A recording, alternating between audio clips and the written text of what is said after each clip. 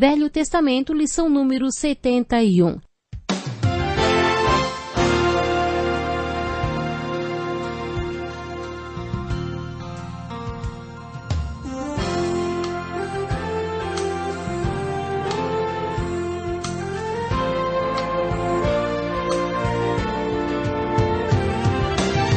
Muitas pessoas têm tido seus sonhos destruídos pela falta de confiança absoluta em Deus. A Bíblia está repleta de exemplos de grandes sonhos cumpridos para a glória de Deus. Encontro com a Palavra é um programa escrito pelo Dr. Dick Woodward e narrado por Pastor Edson Bruno. Ouça e descubra verdades que lhe ajudarão no seu dia a dia. Com você, Pastor Edson Bruno.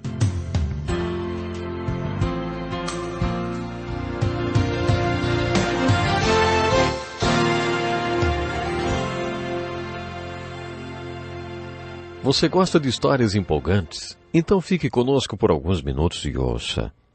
No 3º ano do reinado de Jeoaquim, rei de Judá, Nabucodonosor, rei da Babilônia, veio a Jerusalém e a sitiou.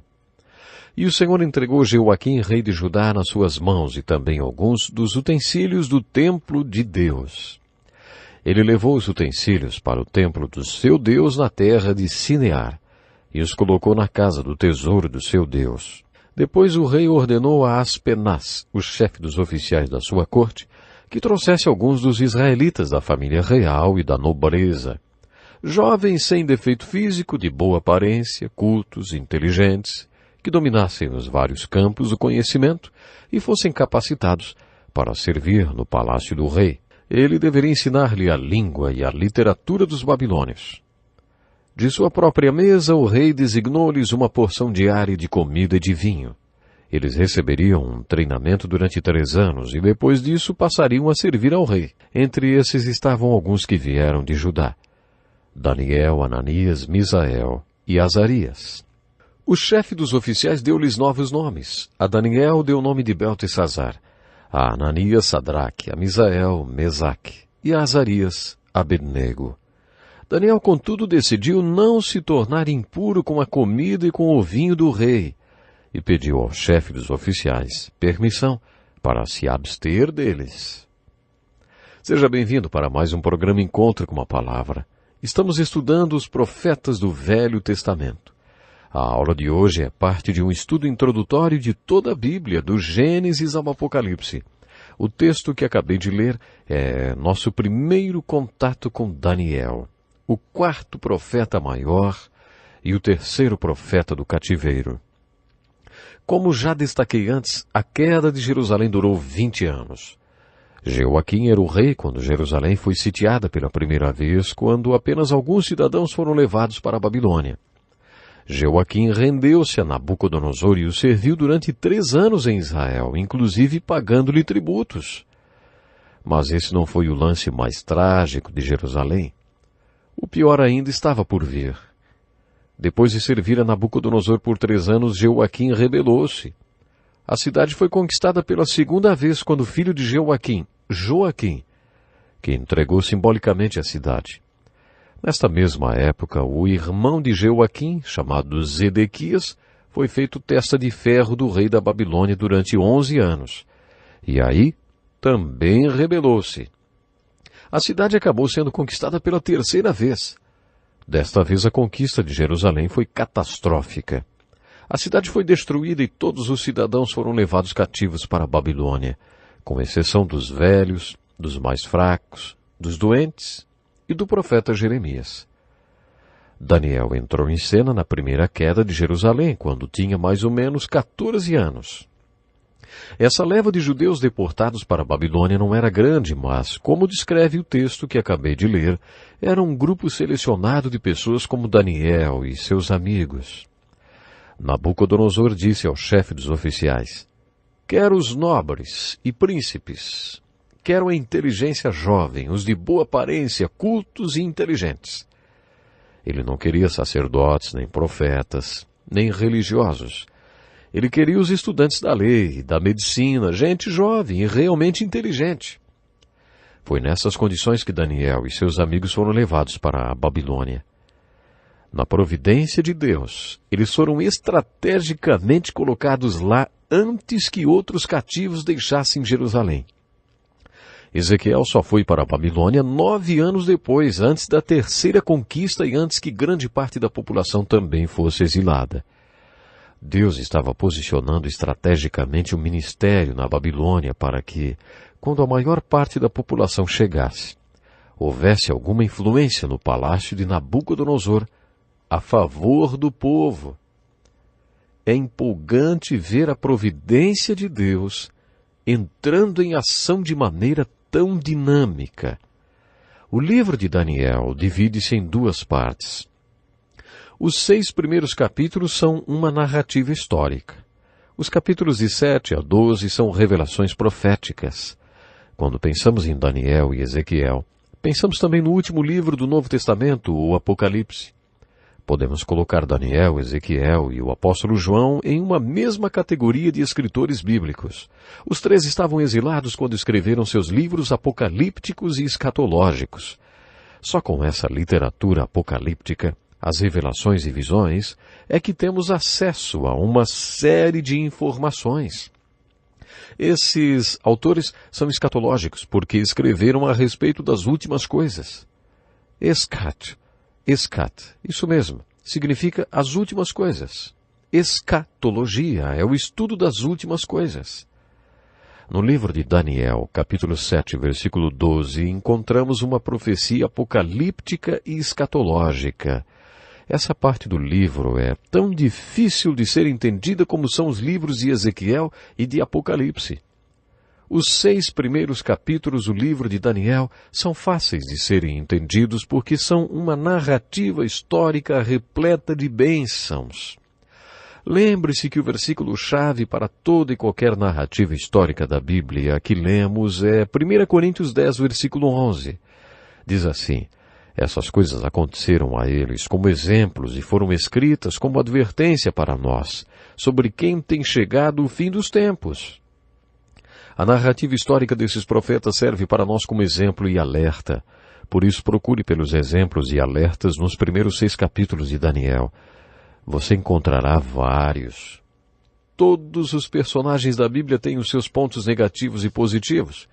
Nos personagens do Novo Testamento, vemos só os pontos positivos deles e, nos do Velho Testamento, vemos os positivos e os negativos.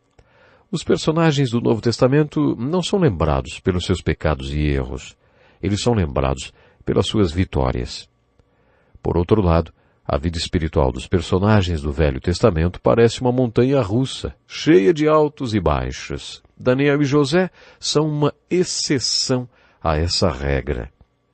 Esses 2 personagens são os mais puros da palavra de Deus. Daniel é um personagem bíblico puro. Ele foi para a Babilônia quando tinha 14 anos e lá viveu toda a sua vida no meio de uma cultura hostil. Ele sobreviveu a Nabucodonosor e ao seu filho Belsazar. Ele sobreviveu a Dário e viveu parte do reinado de Ciro o Grande. Ele viveu todo o período de 70 anos do cativeiro na Babilônia. Apesar de não ter voltado para Jerusalém por já ser muito velho e fraco, ele presenciou todo o retorno do cativeiro. A partir dos 14 anos de idade, o papel e a função de Daniel era mostrar ao povo de Judá como enfrentar o cativeiro de maneira honrada. Daniel foi um grande exemplo para o povo de Judá e hoje é um grande exemplo para nós. Lemos em Romanos capítulo 12 assim: não se amoldem ao padrão do mundo. Isso quer dizer que a pressão do mundo existe, quer você tenha consciência disso ou não. Paulo continua dizendo em Romanos 12 assim, não se amoldem ao padrão deste mundo, mas transformem-se pela renovação da sua mente, para que sejam capazes de experimentar e comprovar a boa, agradável e perfeita vontade de Deus. Essa exortação foi feita aos crentes do Novo Testamento. Mas essa exortação era uma verdade para Daniel quando chegou à Babilônia. Não precisou de muito tempo para que Daniel sentisse essa pressão. Lá estava ele, um garoto judeu de 14 anos estudando na Universidade da Babilônia junto com os sábios de Nabucodonosor para um dia ele próprio também ser um sábio da Babilônia. Seu primeiro desafio foi a comida requintada da Babilônia. Provavelmente a dieta babilônica incluía carne de porco e todos os tipos de alimentos considerados impuros pelos judeus. No livro de Daniel, lemos que ele decidiu não se tornar impuro com a comida e com o vinho do rei. Todos aqueles jovens judeus tinham nomes que significavam algo para Deus. Toda vez que aparece um nome terminado com El, significa que ele tem alguma coisa a ver com Deus, porque a palavra hebraica para Deus era El. O plural era Elohim, ou Elohim, e o singular, El. Daniel significa Deus é meu juiz. O que queria dizer que Daniel andava diante de Deus, isso mesmo, pedindo que ele julgasse cada movimento seu. Misael quer dizer igual a Deus. Nomes como Ananias, que no original terminam com A, também fazem referência a Deus e quer dizer Jeová foi favorecido, ou no dia em que ele nasceu, Jeová, que quer dizer Deus, foi favorecido. Muito bem, voltando aos babilônios, a primeira coisa que fizeram foi mudar os nomes desses judeus adolescentes. O nome de Daniel foi trocado por Beltesazar, que significa Bel proteja a vida dele. Bel era um deus babilônico pagão. Tente imaginar esse jovem pedindo a Deus para ser seu juiz e guiar seus passos com um nome que é um pedido para um deus pagão proteger sua vida. Eles estavam tentando fazer Daniel acreditar que ele estava sob a proteção de um deus pagão. O nome de Misael foi trocado para Mesaque, que era Marduk, outro deus babilônico. Ananias foi trocado por Sadraque, que era o nome de um deus lua da Babilônia. Azarias passou a ser Abednego, que significa servo do deus babilônico da sabedoria. Como você pode imaginar, Nabucodonosor estava dizendo para aqueles 4 jovens logo de saída, vocês vão se tornar babilônicos. E foi aí que eles se tornaram grandes exemplos para nós. Aqueles adolescentes estavam em frente a Nabucodonosor e a todo o império babilônico e disseram, você não vai nos transformar em babilônicos. Nós vamos nos tornar crentes fiéis, isso sim. No capítulo 4 do livro de Daniel, esses 4 adolescentes judeus nos deram um grande exemplo. Bem no início do ministério de Daniel, observamos algo muito interessante. O rei Nabucodonosor tinha ameaçado matar todos os sábios porque eles não conseguiam adivinhar o seu sonho, nem dar a interpretação dele. E isso incluía os alunos desses sábios e, claro, até o adolescente Daniel e seus 3 amigos. Daniel foi muito corajoso e pediu que o executor marcasse uma audiência com o rei para que ele contasse ao rei qual era o sonho dele e sua interpretação. E o executor fez isso. Os amigos de Daniel perguntaram se ele sabia qual tinha sido o sonho do rei. Daniel respondeu, eu não tenho nem ideia. Precisamos fazer uma reunião de oração. Então ele e seus amigos passaram a noite orando. E Deus revelou a Daniel, de maneira miraculosa, o sonho de Nabucodonosor. Daniel apresentou-se diante do imperador que disse, você é capaz de contar-me o que vi no meu sonho e interpretá-lo? Daniel respondeu, nenhum sábio, encantador, mago ou adivinho é capaz de revelar ao rei o mistério sobre o qual ele perguntou, mas existe um Deus nos céus que revela os mistérios. Ele mostrou ao rei Nabucodonosor o que acontecerá nos últimos dias. O sonho e as visões que passaram por tua mente quando estavas deitado foram os seguintes. E acreditem, Daniel contou o sonho e sua interpretação ao rei, desmentindo o que os sábios haviam dito. Nabucodonosor caiu com o rosto em terra e a partir desse dia ele se referia a Daniel como o homem em quem habita o Espírito de Deus. Daniel o convenceu de que o Deus que habita nos céus também habita dentro de nós. Daniel foi um exemplo para nós. Você acredita que o Espírito de Deus habita em você? Se ele vive, o que isso significa? Será que isso quer dizer que você tem capacidade para o sobrenatural e o milagroso? gostaria que você respondesse sinceramente algumas perguntas. Primeira, você acredita que para Deus não há impossíveis? 2. Você acredita que nada é impossível para aquele que crê e confia em Deus? 3. Você acredita que, se Deus está conosco, em nós e para nós, tudo é possível para aquele em quem Deus está, com ele e para ele? Espero que você tenha respondido afirmativamente a todas essas perguntas, porque existem versículos na Bíblia que respondem sim a cada uma dessas perguntas que lhe fiz. A primeira pessoa a questionar o nascimento virginal de Jesus foi a própria Virgem. E quando ela duvidou, recebeu a resposta de que para Deus nada é impossível. Quando os apóstolos não puderam curar o filho de um homem e perguntaram ao Senhor por que não puderam curá-lo, Jesus respondeu: porque a fé que vocês têm é pequena. Eu lhes asseguro que se vocês tiverem fé do tamanho de um grão de mostarda, nada lhes será impossível.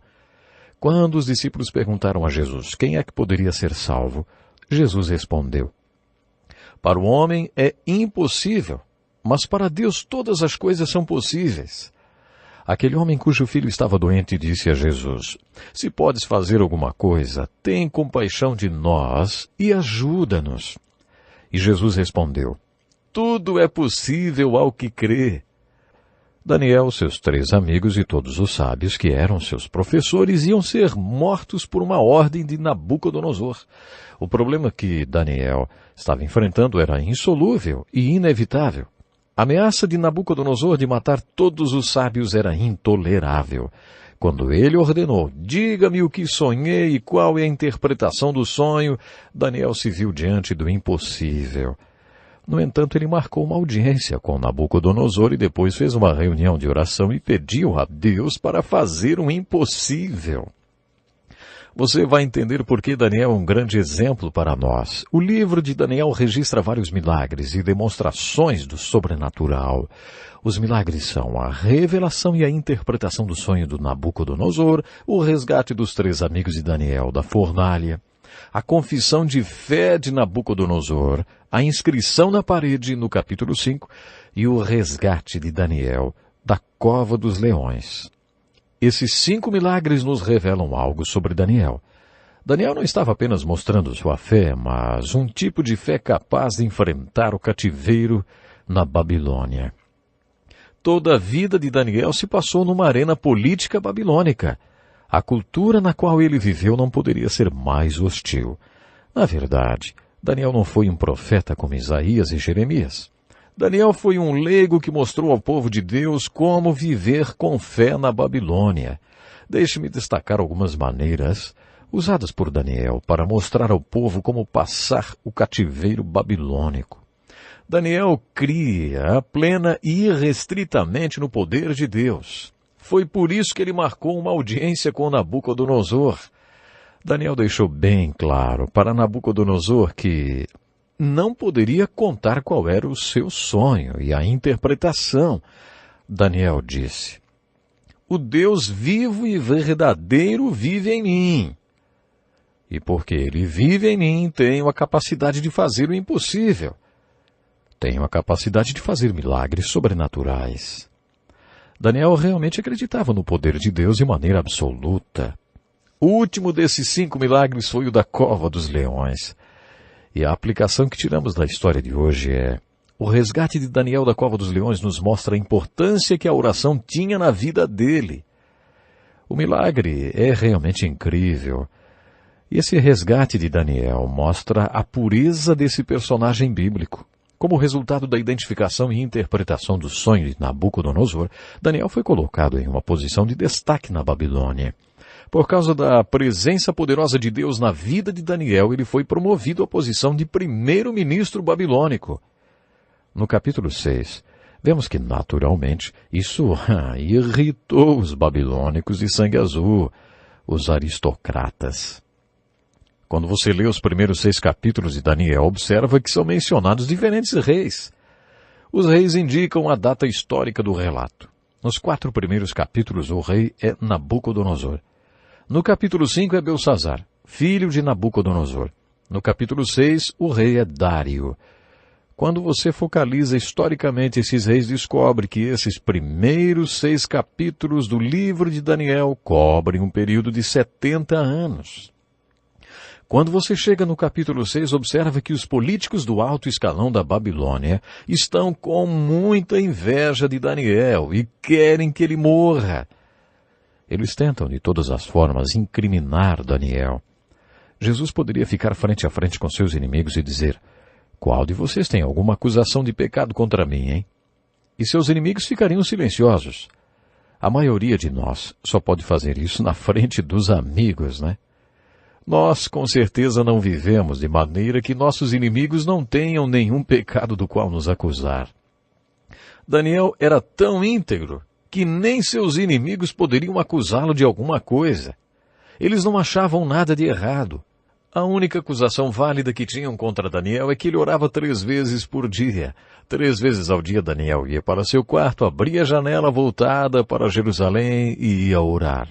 Daniel acreditava que Deus estava em Jerusalém. Ele orava de manhã, ao meio-dia e à noite. Sem fazer alarde, os inimigos de Daniel fizeram uma lei irrevogável, decretando que ninguém podia pedir ajuda a qualquer outra pessoa a não ser o rei.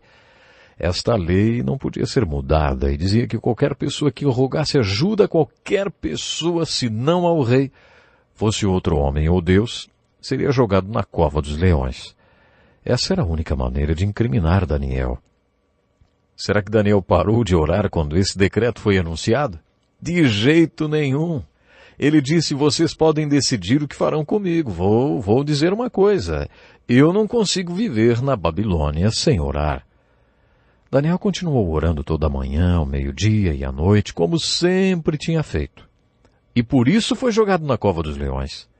Essa história nos mostra um dos maiores milagres da vida de Daniel, mas principalmente que ele cria totalmente no poder da oração.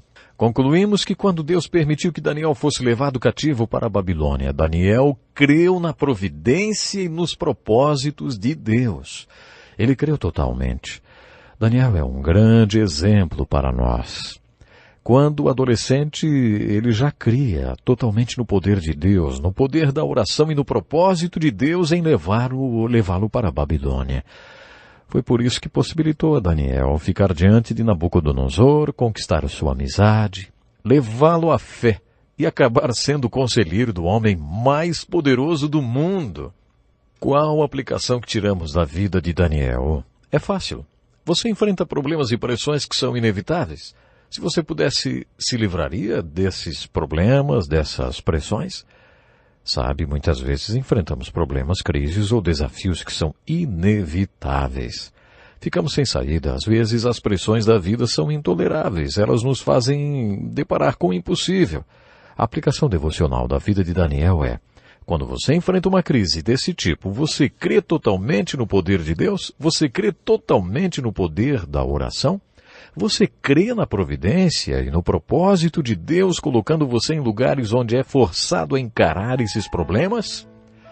Você crê totalmente em Deus? Então, ouse ser um Daniel. Ouse ter a fé de Daniel. Quando alguém crê plenamente no poder de Deus e no poder da oração, sua fé serve de obstáculo às contaminações da Babilônia.